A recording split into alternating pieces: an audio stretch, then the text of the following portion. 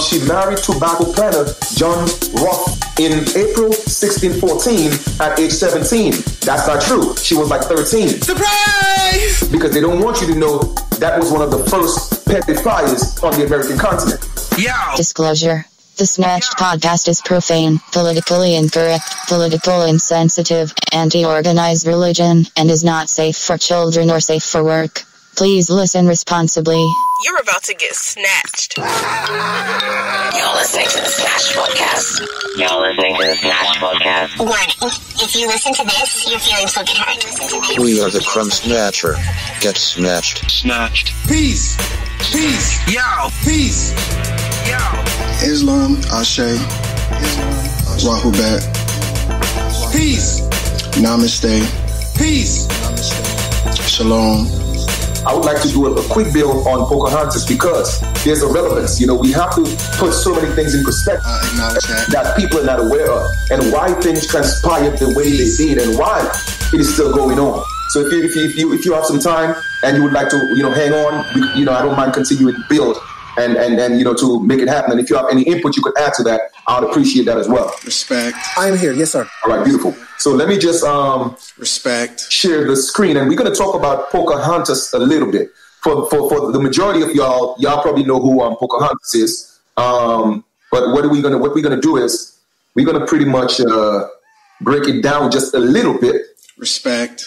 And we're gonna read about her for a quick sec, and then I'll explain to you guys why I'm bringing that up and why it's relevant that we know that story. Okay, so of course, and this is just Wikipedia. If it's on Wikipedia, then that's general information that anybody could get. So we're not going deep into research. You know what I mean? That's just basic information, that public information anybody could know. All right. So Pocahontas, all right, on Matuka, known as Amunut, 1596, March 1617, was a Native American. Right now, of course, we know the original people were dark-skinned people, right? And we have proven that on many, numerous occasions. So when we see the term native, let us get the concept of the usurpers of our identity. That's not them. All right. Once you start talking about Pocahontas, anything before 1750, 1790, 1750, that's not them. That's all us. All right. Because they wasn't in the picture, period. You feel me? So that's all us. Pocahontas was a brown-skinned,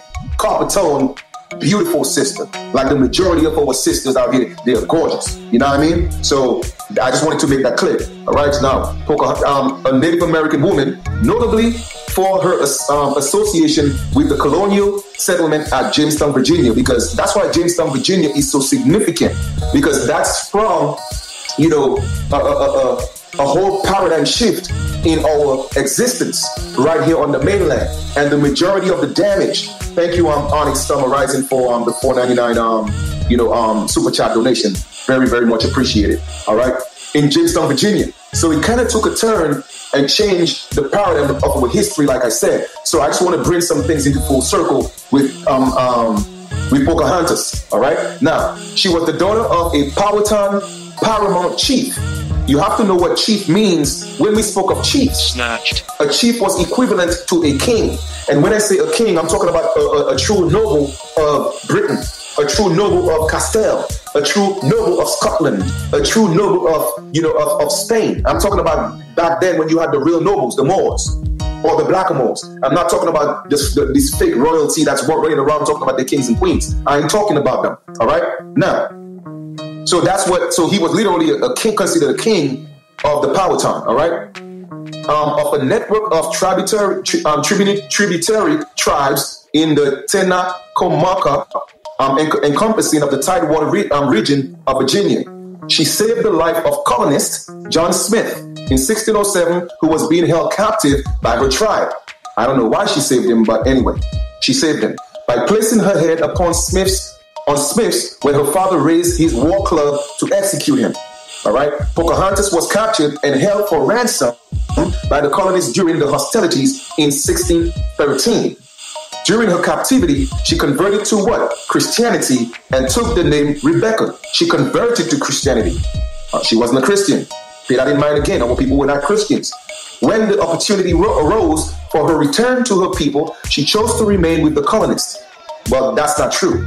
She was kidnapped She was forced to remain with the colonists. So you see, they never wanted to tell the true story or the true narrative. No, just think about it, right? Your father is a chief, a king. You live in this good life. That he's the king of a big tribe, of many tribes. It was like a confederacy, right? Now, why would you want to leave your people and not come back? No, you were kidnapped. So let's tell the truth. Now, they said that she married tobacco planter John Roth in April 1614 at age 17. That's not true. She was like 13, because they don't want you to know that was one of the first petty fires on the American continent. Okay? You there with me, right, brother? Yes, sir. Okay, cool. And she bore their son Thomas Roth in January 1615. Now, I just want to stop here. Okay? Again, just for the record, she was about 12 or 13 when she was kidnapped when John Roth married her. Okay? And then I guess she probably had the son at 17, but that's not when they got married. Now, in 1616, Roth traveled to London, where Pocahontas was presented to English society as an example of what? The civilized savage. And what they mean by that is, because we lived in the wilderness, all right, they call us barbarians. A barbarian is really somebody who wasn't Christianized, all right? Anybody who wasn't Christianized was considered a savage, or they was considered uncivilized. That's why our people today fighting for civil rights. Why are you fighting for civil rights? Because you're not a civilian. A civilian is someone who studies law. You see what I'm saying? So our people are fighting these battles that they have nothing to do with. But anyway, that's another story. So they say she went to England. Now, she was kidnapped and brought to England in the hopes of stimulating investment in Jamestown. But no, it wasn't in the hope to stimulate. No, it was in the hopes to tie their lineage in Britain to the American continent, because her father was a chief. So, brother, I'm putting this in perspective. Okay? Right. She became something of a celebrity, which was elegantly feted and attended a mass at Whitehall Palace.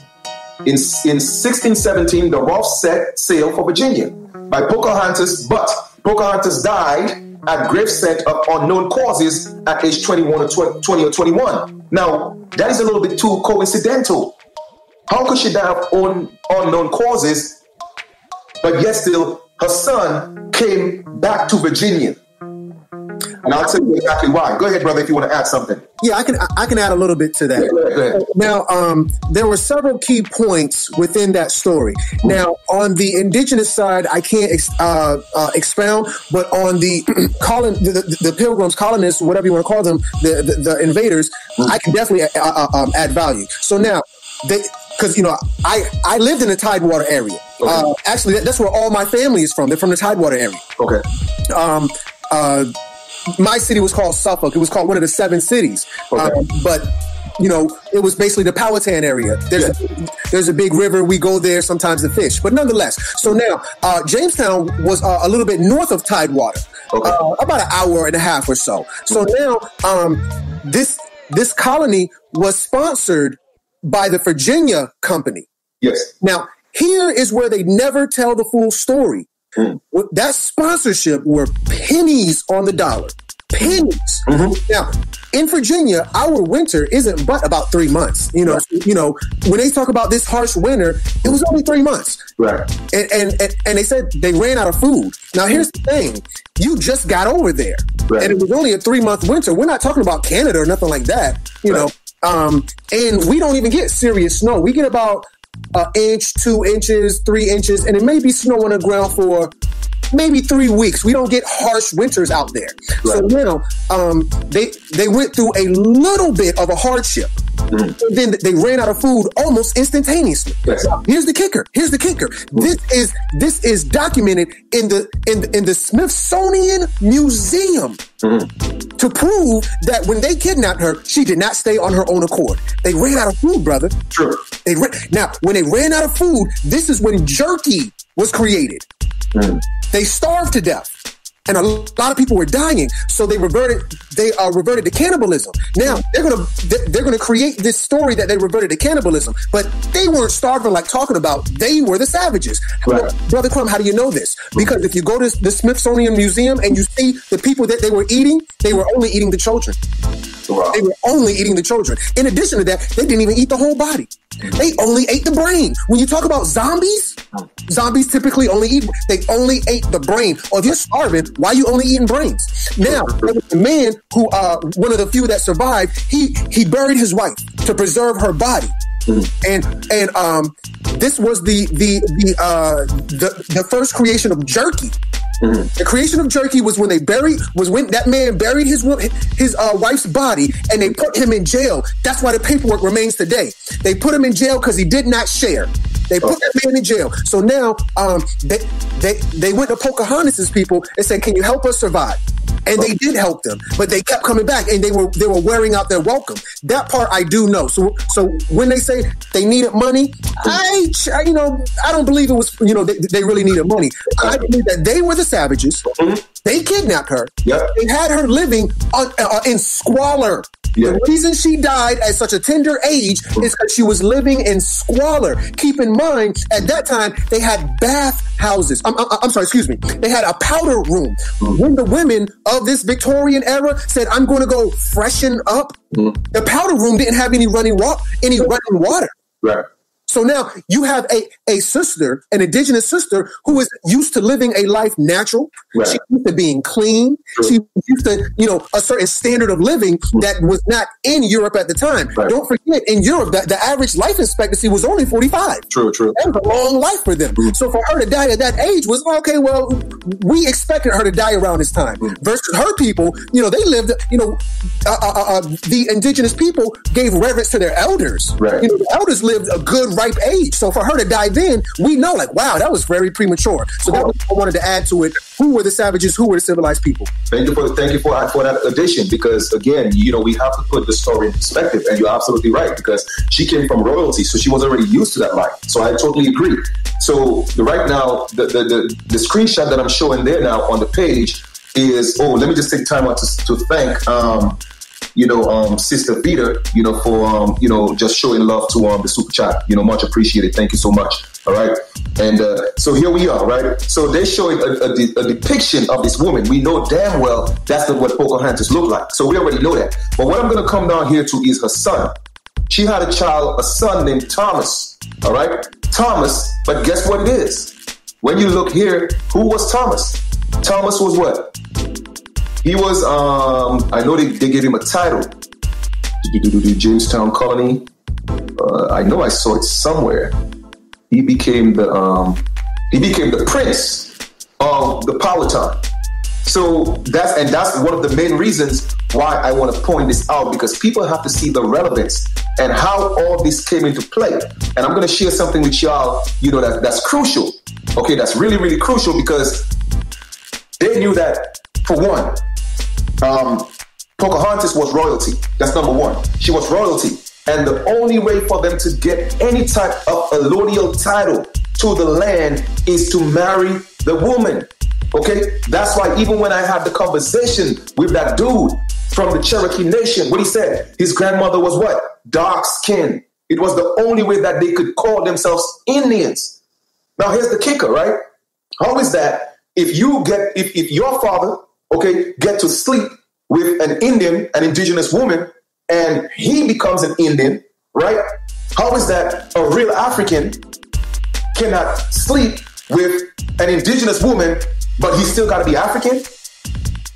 When the truth of the matter is, there were more African mixing with American Aborigines, and I'm going somewhere with this. So even if people here that call themselves African Americans, they still have a right to say that they're Indians as well. Because if these fake Indians could call themselves Indians, and that's why they switched, they played a game with us. They said, okay, because of the one-drop rule, that's what they told our ancestors, the true Indians. They said, because of the one-drop rule, if you sleep with a black man, a black person, the Africans, the slaves, then all of a sudden you're a Negro or you're an African. Okay, you hear what I'm saying? You think of this really, carefully. If any indigenous woman or man sleep with an African, that one drop rule, they are actually a slave, they are African. But yet still, if a Caucasian sleep with an indigenous woman, all of a sudden the Indians. Ooh, what's good for the goose, good for the gander. Exactly. So there you go. It shouldn't what's good for the goose be good for the gander? And just like you said, so that's how they was able to put themselves in a position to even call themselves Indians, because they had to marry, and it wasn't their women marrying our men, because the tradition was matriarchal. Okay, inheritance was passed down through the woman. That's why they had to kidnap the princess Pocahontas, take her to England, rape her, and marry her, and then they killed her. And then and then her son, okay, which is John Rolfe, he came down and he made his plea that that's my mother. She was an Indian. She was a princess. Her father was a chief. So now I am a prince of the Powhatan. That's how this went down. You feel me? And I'm going to point that out to you again, and I'm going to show you something else. All right? Now, I'm not sure if you know. Go ahead, brother, if you have anything to add. If I could just chime in, I like to kind of use colorful language. I like to describe it, and this is something I've said for a very long time. It's an attack of the body snatchers. Yeah. It's an attack. And, what they've done, because they've always been obsessed with bloodlines. That's why they were trying to do what we had done, but their genetic makeup wouldn't allow them to do it.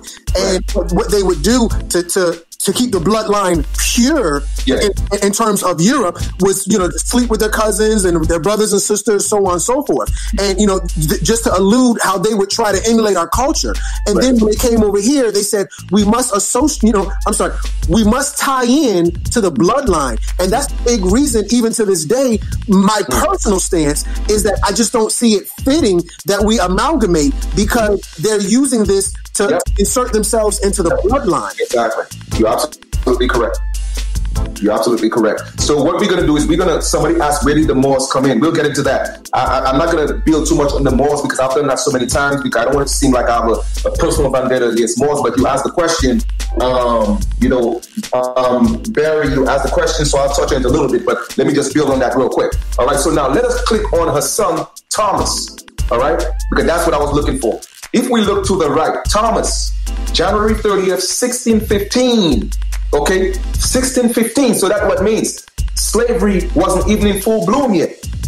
Okay, slavery wasn't even popping there. So they were already coming here. Remember, they came here first as slaves. What you have to get it. So now we're looking at the narrative. All right, they came here as what? They came here as, they call it indentured servants. No, they were slaves. You feel me? They were slaves. All right. So most likely they were probably slaves of the Powhatan. Now, check this out. When we come down here all the way to the right, he was what? A son. Okay. Occupation, lieutenant, but what? Known for what? I'm going to highlight that. Known for Pepsi Ronime, prince of what? The Powhatan. That's the only way they could have tied him into the bloodline, brother, of royalty. England. Okay, this is now. See where I'm going with this. When they went to England, right? Guess what? The Moors was still in charge. The black Moors. So now he came back now and said, well, guess what? We got a princess from the Americas. Let us talk business. Let us talk business. And that's when they started sending them over here now to create the colony of Virginia and all these different things. So now he came back not as an indentured servant, okay, but he came back as somebody who has ties to the land. So automatically, because his mother was a princess, he was a prince. You feel me? All right. Now, I don't know how much you know about the 13th Amendment. All right, but this 13th Amendment supposedly what? Abolished slavery all over the United States, right or wrong? Correct. Yes, sir. But here's something they did, bro. They kept something out of the 13th Amendment, and I'm going to point it out to you. I'm going to show it to you right now. The 13th Amendment, that's called the title of nobility, right? And I'm going to break down to you what that means. No title of nobility shall be granted by the United States. That was injected in the 13th Amendment. Now, let me break that down to you, how that came about. All right? Give thanks to, Briscoe, for supporting Ramona. Sister, thank you for supporting the super chat. So, brother, let me break that down to you and tell you why this is relevant, right? Okay. When the United States said they fought and got their independence, all right, the truth of the matter is they never got independence. It was a lie. You know, the only thing it was what? They promoted to the people that they wanted independence. But behind closed doors, what they did, the only thing that I think it was either King James or whoever that it was at that time, okay? The only thing that he did was he gave up his colonial authority over the Americas, but his investment continued and it remained. But he said that I'm going to do that on one condition, that only in England they're supposed to have any titles of nobility. All right. So remember, England was fighting here, and the people who were here fighting for their freedom, so to speak, to be liberated, to be emancipated, was what? It wasn't our people, brother. They're making it seem that was about Africans and American Aborigines. No, it was these Britons, okay, these Caucasians that were fighting for the independence. This wasn't about us. However, our people assisted. They had to pick a side. Okay? So they were fighting against their masters. That's what they were doing. And who were their masters? At that time, their masters was what? The Blackamoors. You feel me? So that's the truth and the facts. They were fighting against their masters. But then when the whole tie-in with Pocahontas and the nobility, they started having some type of nobility. So then deals started working out. So now the King of England said, okay, you know what, man? We're going to give y'all your independence, but check this out. We're going to have a little provision called in the 13th Amendment, which is the original 13th Amendment, which says no title of nobility shall be granted by the United States, and no person holding any office of profit or trust under them shall, without the consent of Congress, accept of any present illuminant, which means, I'm going to show you what it means. I think I took that meaning right there. But basically, for compensation, basically that's what it means. All right? Office or title of any kind whatsoever from any king, prince, or foreign state. I'm going to break that down in layman terms. Basically, what they're saying is this. The only nobles are supposed, that's what the Blackamoors were saying. The only nobles that's supposed to exist is the nobles in Britain, in England. So even if you guys are getting your independence, nobody could have a title unless they authorize Congress to have a title. So I'm saying all that to say today, when you see you have you have lawyers, you have judges that call themselves esquires, all that stuff is actually unconstitutional. And that's why they had to get rid of the original constitution and ratify it and create this bogus constitution so they could have titles of nobility. You see what I'm saying? And that's how they were able to do it because of the intermarriage of Pocahontas, all right? And now he became a prince. So now he had the title of a prince, and he was able to be a noble by bloodline opposed to organization. I never knew the significance of that beyond the bloodline, but that's the details. Okay. There you go. Why do you think don't you think they could have kidnapped any regular American Aborigine woman? Oh, facts. Why did it have to be Pocahontas? Because she was nobility, she was a princess. And the only way for them to get any type of nobility is what? Through her. Okay, so now let me bring this in full circle for you. Now, how you may ask, well, Chief, who are these so-called queens and princes in England? How did that happen? Well, brother, let me show you how that happened. That happened because of Pocahontas' bloodline that married to John and his son, and then from there, their descendants, and guess who was also related to Pocahontas through that bloodline of her Caucasian son. I'm going to show you right now. Okay, I'm going to show you right now. Boom, here we go.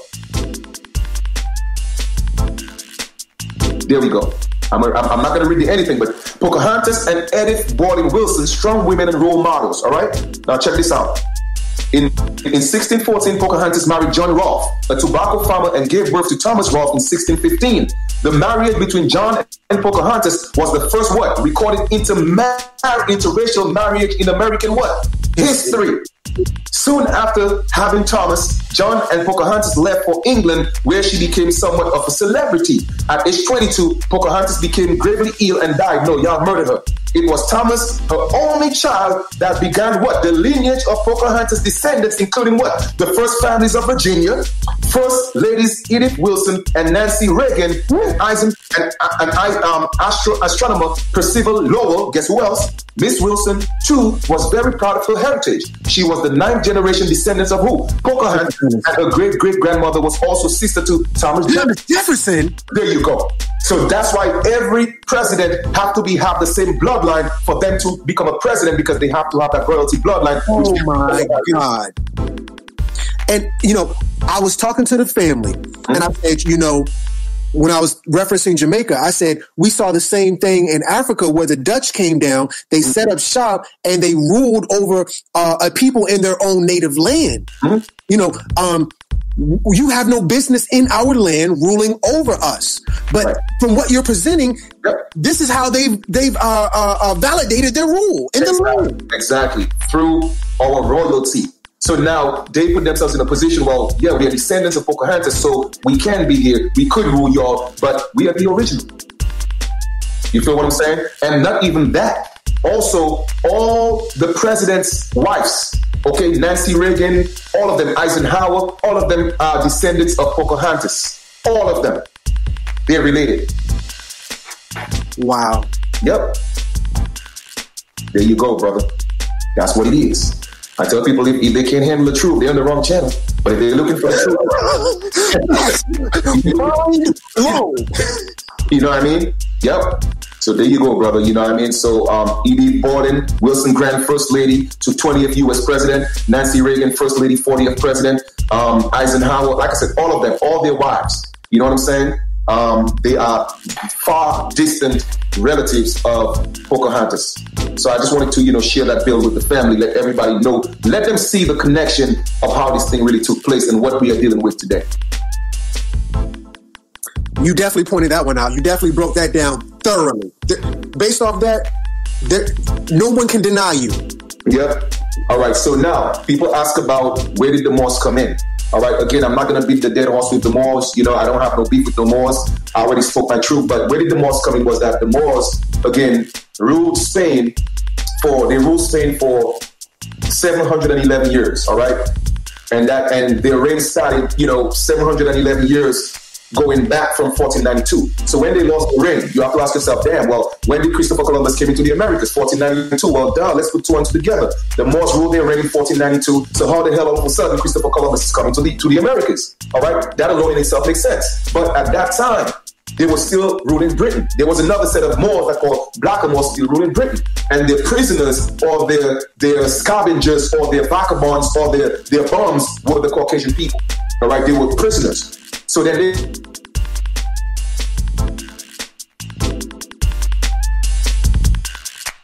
said, okay, so that's how all that tied in. But even before that, the Blackamoors came here.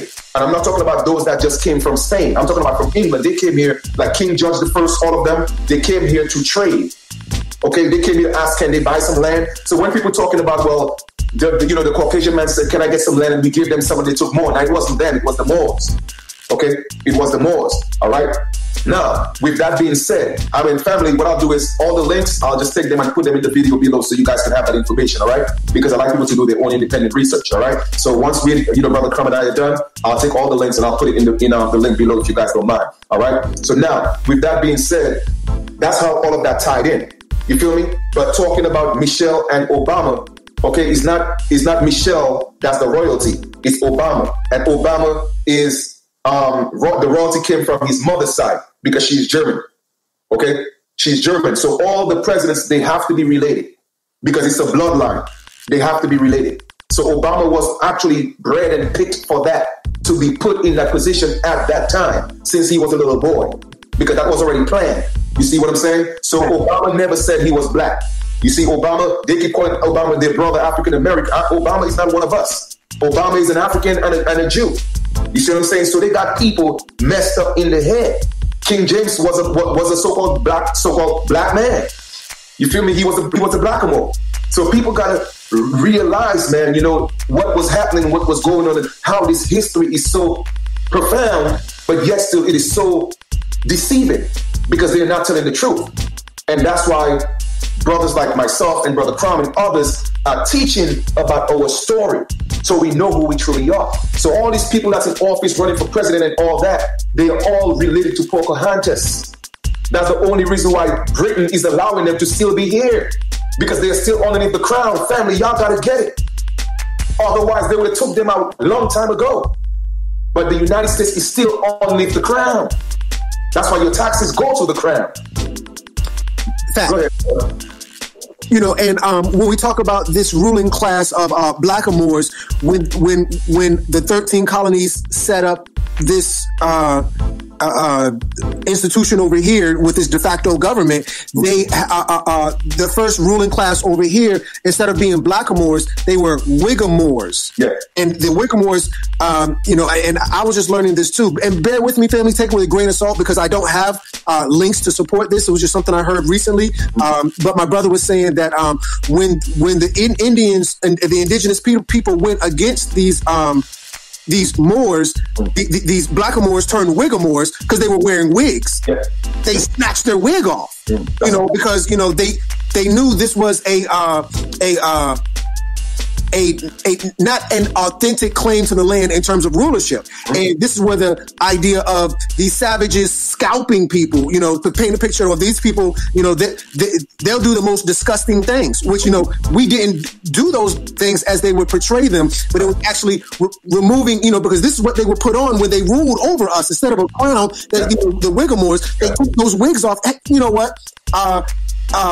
We want to reveal you for who you really are. And after Abraham Lincoln, they changed this, you know, from blackamoor to Whigamore to Republican. Mm-hmm. And that's where that came from. Take that with a grain of salt. I don't have the links. I will eventually do more research and provide that with you. But that's a narrative I was privy to in understanding how the Moors played a part and Indians were dealing with them in terms of knowing that these people weren't, you know, official rulers of this land. Yeah, mm-hmm. Yeah, absolutely. And I heard the story about the Whigamores before. So, you know, some research would be great, but I've heard that as well. So, you know, that's within merit. You know, but again, like I tell folks right now, you know, we all share a history. And right now, I'm more focused on what's going to keep us together, okay, opposed to what's keeping us divided. Because a lot of brothers and sisters who actually call themselves Moors, they're not Moors. They're just caught up, in a movement, you know what I'm saying, that they feel like, because all people want to be part of something. All people want to feel like they belong. The only thing is, where they belong, it's not being taught. It's not being promoted. You feel me? And it's like 95% of all people I run into, they see me with my feathers. They say, you know what? My grandmother said I was this. My grandmother said I was that. And I just ask them a very simple question. If it's a brother, I say brother. If it's a sister, I say sister. Let me ask you a question, right? If you tell me your great-grandmother was a full-blooded Indian, right? So if your great-grandmother was a full-blooded Indian, why in 2019 you are Black or African-American? Mm-hmm. And when I ask them that question, they just dumbfounded. They just can't even answer the question.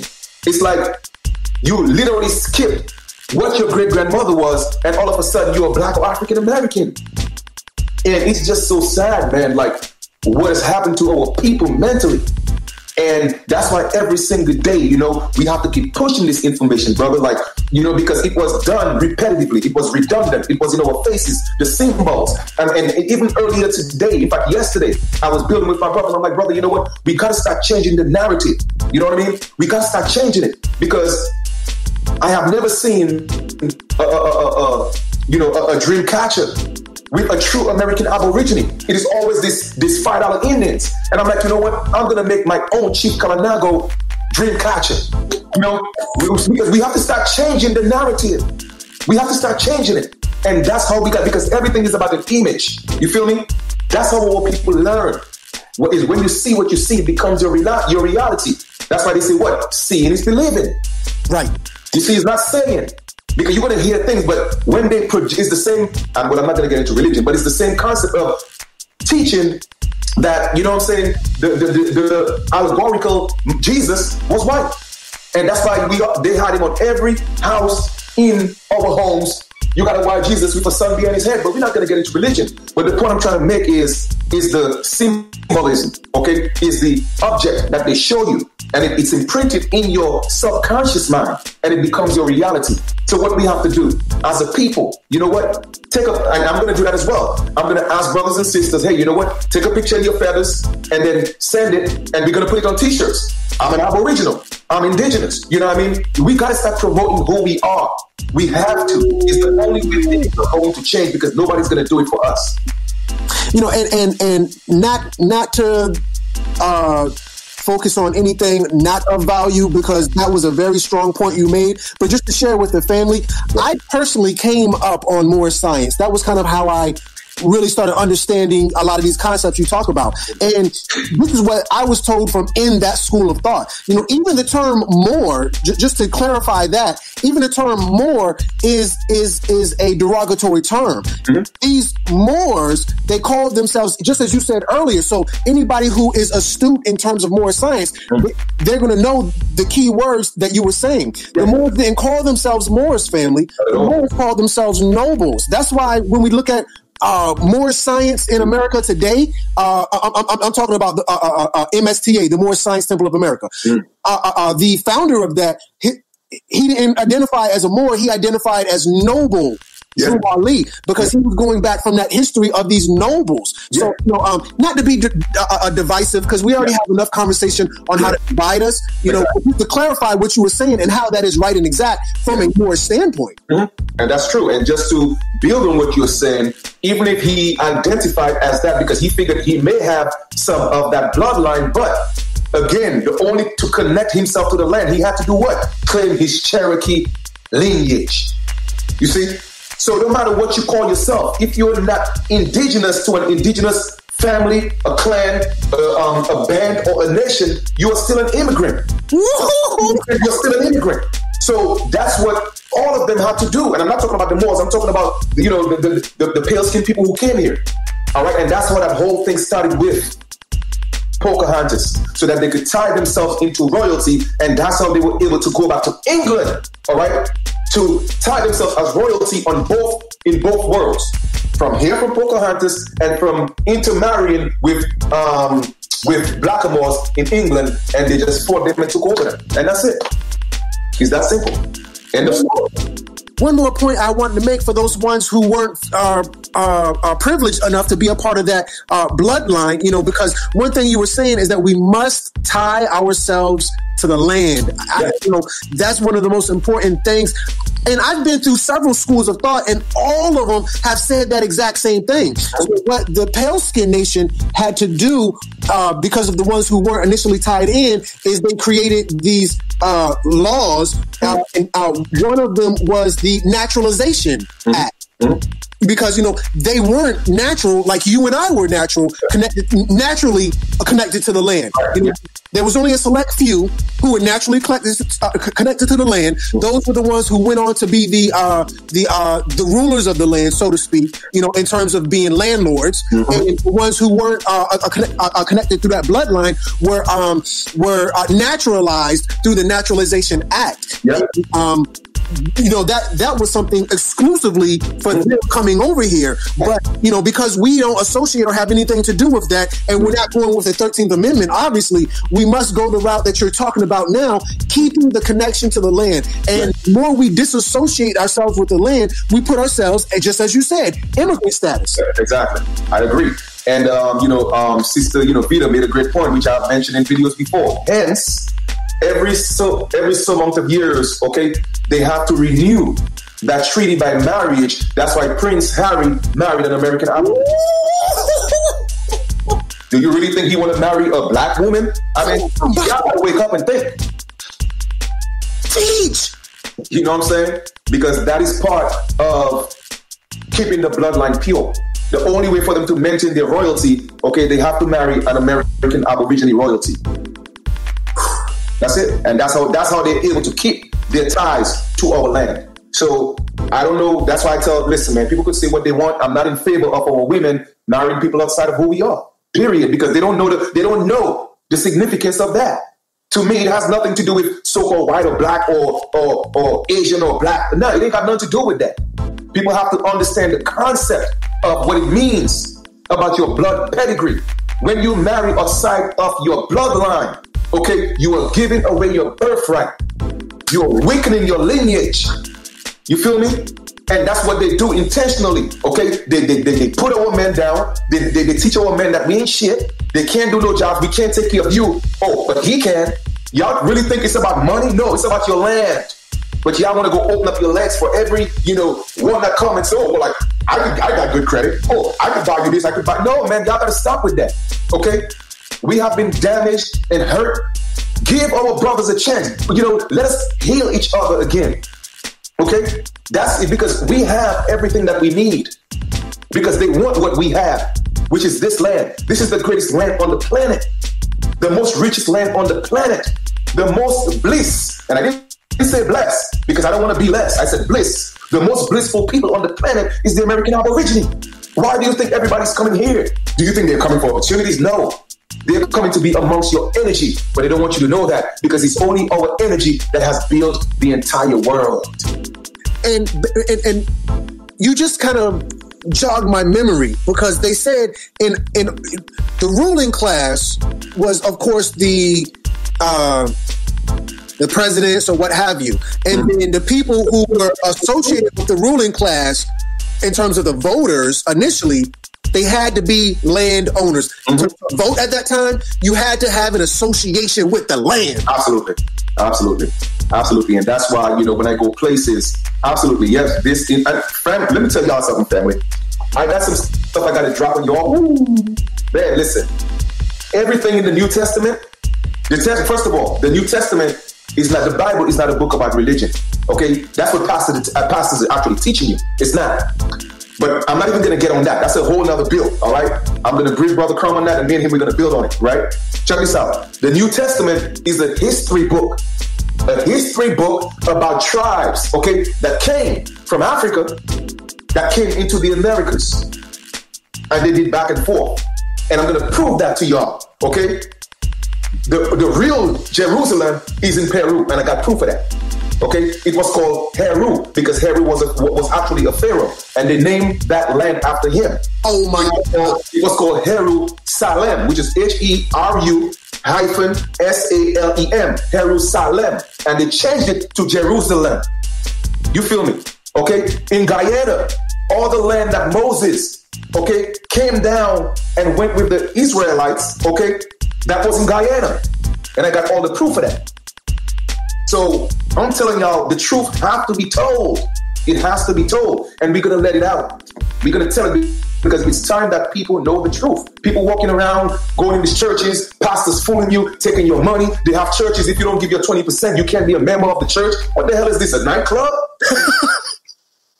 You feel what I'm saying, brother? Come on, man. I'm tired of all people being used and taken advantage of, man. Every single week, brother. $1 billion, no exaggeration, not $1 million. $1 billion is going to the Vatican in England from these damn churches.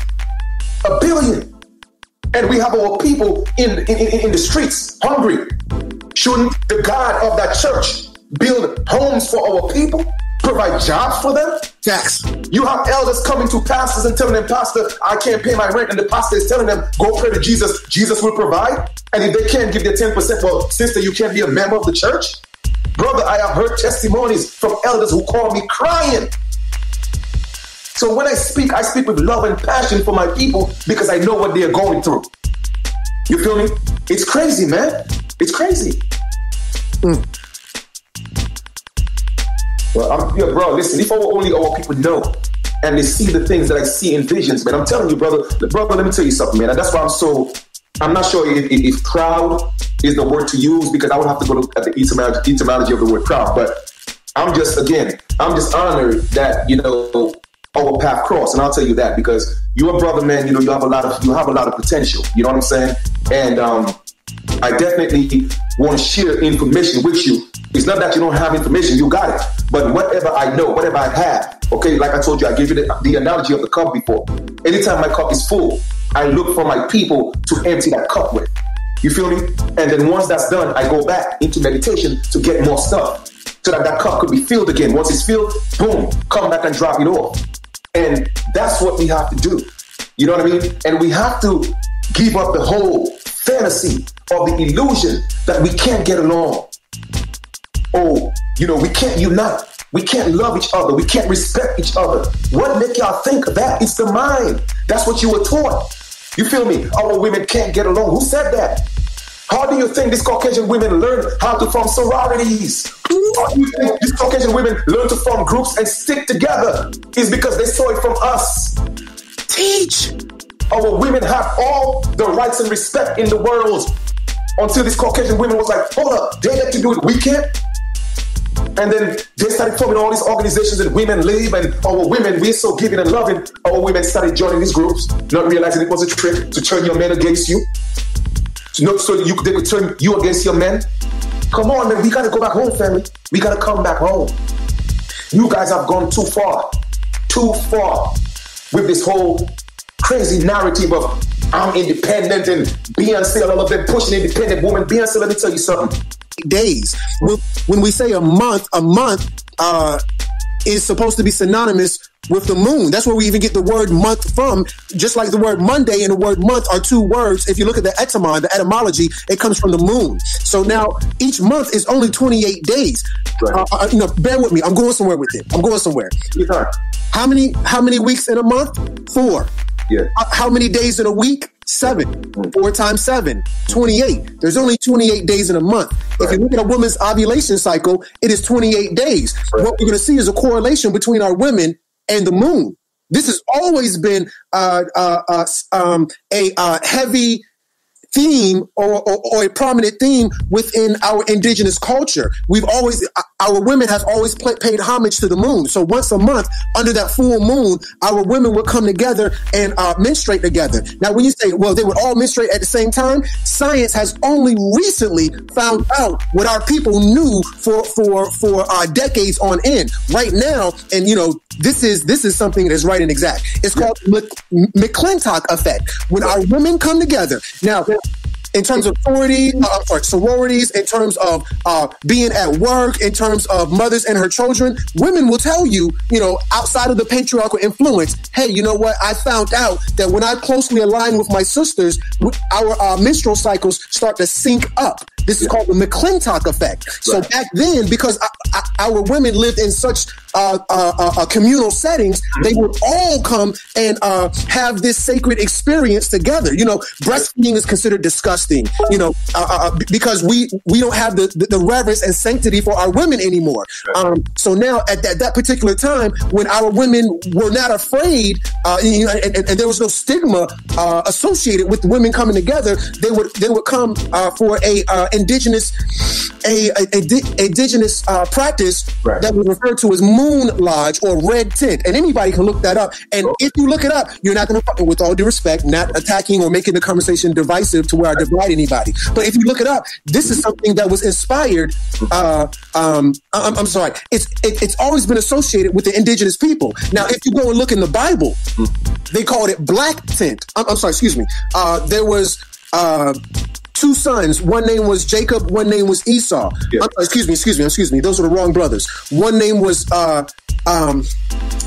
not Jacob and Esau, but anyway, I digress. One brother had 10 tents. No, I'm sorry. Now I remember who it was. It was the son of Hagar. His name was Ishmael. There was Ishmael, the son of Hagar, and there was Isaac, the son of Sarah. Now, what we're going to see within this story that supposedly doesn't take place in this land is a very Native American theme to it. So now we know that the sons of Jacob were called the 12 tribes of Israel.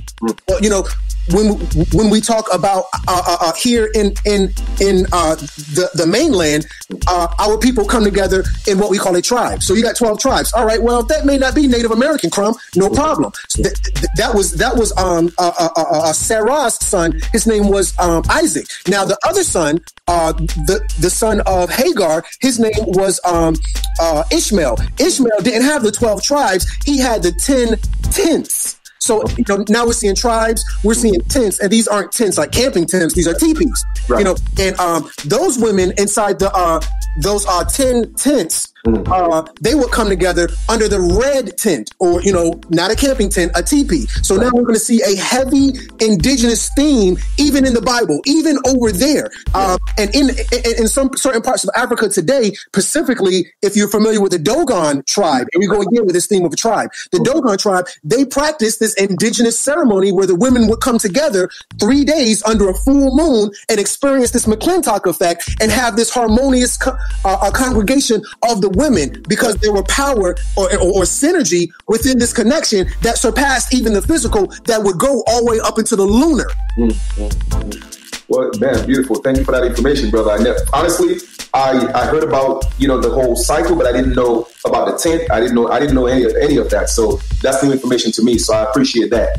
You know what I mean? And I'm definitely going to look it up. You know what I mean? So thank you for that. You know what I mean? But yeah, so that's what it's all about, man. You know what I mean? Again, us coming together, sharing information, man, and building, you know what I mean? And it's an honor once again, brother, just to be able to, again, synergize, you know what I mean?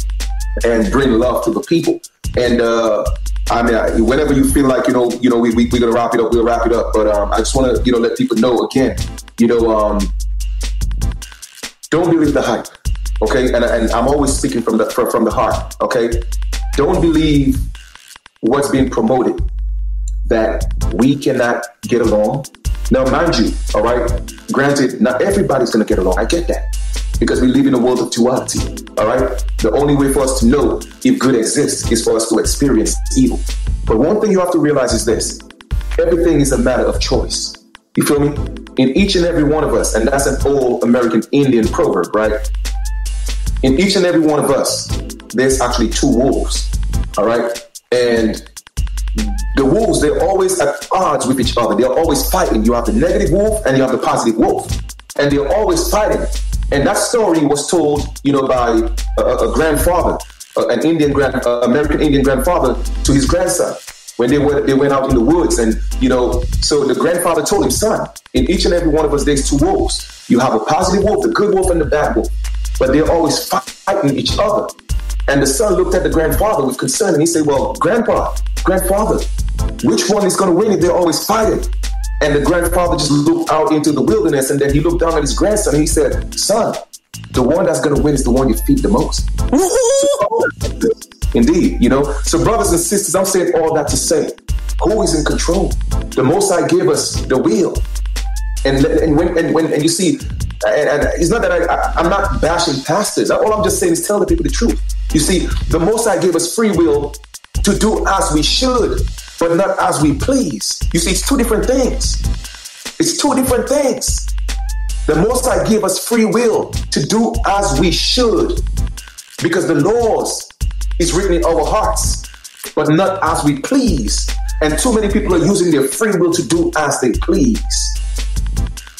And that's why I'm whether you call it teaching or sharing information, so that you could learn to live on a higher frequency. Okay? Allow your spirit to lead you. You see, when you lead with the spirit, the flesh is going to be all right. But when you live in the flesh, the spirit got a problem. You feel me? You're walking around with a mask, masking yourself with all the physical pains and the hurt. Let me tell y'all something. Okay? In life, things are always going to happen. All right? Whether you deem it good, bad, or indifferent. Me, I don't look at my experiences that way. That's exactly what I look at them as. Anybody around me will tell you, Chief never say something is good or bad. Chief just look at it as what? An experience. The perception of the way you feel or the way you perceive it may be considered good or bad. But what I do is I look for the lesson. Okay, I look for the lesson. So I'm saying all that to say is you are in control. And when I say you're in control, it doesn't mean that there isn't a universal, greater energy or the great spirit. I'm not saying that. All I'm just saying is that the great spirit trusts you enough to say, you know what, my son, my daughter, I am giving you full control. I trust you enough to do as you should and not as you will. So therefore, you're in control. Let your higher self step in. Get into meditation. Put yourself in the mirror and ask, who am I? See past the flesh and see who you truly are. And live life from that perspective, from that person. one of the ways I came into my higher self was I used to look at myself in the mirror during the day and during the night with the light off and ask myself the question, who are you? And at times it got really scary because sometimes I would see somebody different in the mirror. Until I got comfortable, I was able to see past the flesh. And it was so scary. One day I stood in front of my mirror crying, and it changed me. And I tell myself, you know what? Because I felt that, I could never go back again. Because I know what it means to live and not to survive. I know what it means not to live and not to stress. I don't worry about anything, because guess what? It's gonna happen anyway. All I do is I just look for the lesson. Show me what I needed to learn from that. And if you could live your life from that perspective, you have already won that victory. And that's fact. So brother, if you have anything to say in conclusion, I yield. Every single time I'm around you, it's just, you exude so much energy and it just resonates so deeply and within me. Again, this has been another critical changing point in my life. I want to thank you so much. Just to be transparent and share with the family, I was afraid to come on tonight. I thought you were going to bite my head off. I said, because I come from that realm where when you were in school and you did wrong, they sent you to the principal, and the principal had a paddle. We got beat when I was 40. We got beat when I was in school. Right. And for you being a big brother, the way I was taught was with a heavy hand. Right. And I was like, okay, that's my big brother. Whatever he has to say, I'm gonna face him. I'm gonna come on. Yeah. But when I came on like this, like, okay, I don't know how hard he's gonna hit me, but you've humbled me. I appreciate the experience, and I want to thank you from the bottom of my heart once again for just dealing with me on such a spiritual and pure level. Yeah. I'm at a loss for words. Once again, thank you. I mean, it's all good, brother. And you know what? One thing I always say is that, there was no need to come with the heavy hand. You know why? Just to kind of like elaborate on what you said. Our people, we are so used to the heavy hand. You know what I mean? I want to come with a loving heart. Yes. Because that's the difference when you have grown. That is the difference when you grow in wisdom. You know what I mean? That is the difference when you walk in truth. You don't always have to come with the heavy hand. You know what I mean? I say I'm not going to chastise my brother. I'm going to come at my brother with love. You feel what I'm saying? Because that's a feeling that will mean more to him than me coming to put him down or blast him on Facebook and embarrass him. I'm not going to do that because I know what that feels like. I'd rather somebody punch me in the face than embarrass me, brother. So I would never do that to you. You see what I'm saying? So again, it's just a different approach. And once again, because you have free will, if I had chose to do it the other way, that is because I chose that. But I choose to do it with love. You feel me? And that's what we have to learn to do. Too many times when we have a situation, we so busy to go broadcast it on Facebook and broadcast it on Instagram. And no, why can't we work it out in person? Why can't we give each other a call and say, brother, you know what? If I did this, I apologize. Sister, if I did this, I apologize. Like, that's how we are going to heal as a people. And we have to realize that. You feel what I'm saying? So once you have gotten to a point where you know yourself and you truly appreciate and love who you are, then how can you hurt your brother? How can you hurt your sister? Because when I see me, I see y'all. And when I see y'all, I see me. So by me hurting him, I'm going to be hurting myself. And I can't do that. I love me too much. You feel me? I know what it means to love me. So therefore, I know what it means to love others. So with that being said, I just want to be an example, brother. And the best example that you could be is be the example for yourself. You feel me? That's the best example that you could be. Because people don't do what you say, they do what you do. You feel me? So continue to be an example, a beacon of light. And wherever the darkness is, I just ask my ancestors that just allow me to just spark one single match. Because it doesn't matter how dark a room is. The smallest spark will give you some type of vision, some type of sight. And I always want to be that. Okay, so I'm never going to come at anybody no type of negative way. So I get passionate, but it doesn't mean I'm upset or anything like that. So with that being said, brother, I want to thank you for being a part of the platform. And this is not the last bill. I know that You know, we're going to do the matriarchs, you know, for a whole month. All right. They're going to have at least 4 bills on our platform every single month. So I'm going to do one Sunday. Or, you know, I could do 2 consecutive Sundays and you do the next 2, or I could do one Sunday, you do the next. But the point is, we're going to take turns. We're going to give the sisters the platform, let them do what they got to do, because, again, this is a collective effort. Okay, I don't want to hear nothing about independent women. I don't want to hear nothing about independent men. I want to hear about togetherness. That's what I want to hear about. Togetherness, community. Okay, building each other. That's what I want to promote, and that's what I want to gravitate to myself. All right, and that's it. So, man, the honor is mine, brother, and thank you, brothers and sisters. Brother, before we go, tell them how they could, you know, get in touch with you. Just give your platform a shout out. Let them go and you know, check you out. Oh, okay. Well, yeah. Before I, you know, focus on the I portion, I want to make that a little I, not a big I. So with that said, I want to thank everyone who has watched, everyone who has liked, everyone who has commented. Special shout out to all those who supported the super chat. We greatly appreciate you. I am your humble brother, Crumb. You can find me on Crumb TV. It is a platform for the family, not for me as an individual. Also, I have Crumb TV on Instagram. That's Crumb TV _. I'm also on Facebook. I got about 35,000 followers up there. That's Crumb TV as well. In other words, my casa su casa. What is mine is yours. What I have, the chief will have, and the chief is putting our women out front, and I want to follow suit as well. So it is Crumb TV, but it's not mine. It's ours. All right, definitely. So, guys, go to the channel. You know, subscribe. You know, bring his subscriptions up. You know, support him when he has his lives. You know what I mean? I will be on his platform some more. He's going to be on my platform. And that's just how we're going to do it, man. And like I said, any sisters who want to share anything, you know, who want to be part of the platform, you could hit me up or hit Brother Crumb up, and I'll let you guys know. And you guys can get on. Like I said, the platform is for everybody, man. It's time that we realize that we are one people and stop focusing on what separates us instead of focusing on what brings us together. So with that being said, give thanks and praise to the Great Spirit, the Most High. Whatever you call your creator, that's on you. I cannot judge you. That's a personal relationship. But for general purposes, I'm going to say Great Spirit. And I want to give thanks to our ancestors for allowing us to be able to come together, all right, in light of our story, his story. That's not quite accurate. We know that. But we're going to take our story out of it. And we're going to honor our ancestors so that our days could be longer, so that we could restore our birthright. Because I say, they say, render unto Caesar what is Caesar's. Well, I say, render unto the American Aborigine what is the American Aborigine. So with that said, have a great continuation and walk in light. Wholesomeness, love, and light. And have a great continuation. We'll talk soon. All right, brother? Talk to you soon, brother. Thank you. You're welcome. Peace. All right. Peace. You're welcome. Peace. All right. Peace. Peace. All right. Peace. Peace. I'm your brother Crumb. In peace. Peace. Ashe. Everybody, peace and love. Ashe.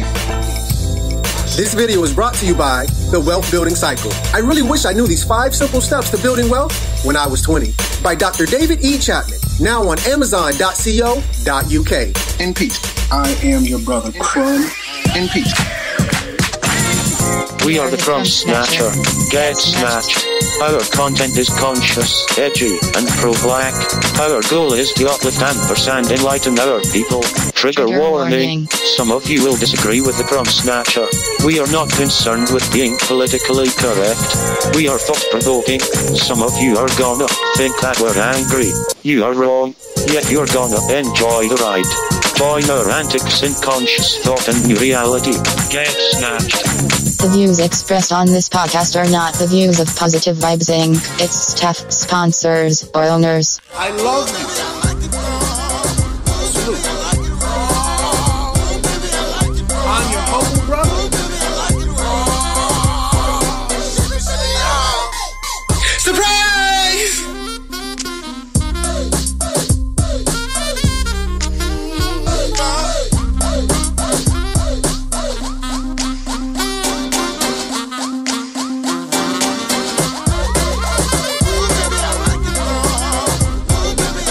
I'm your humble brother.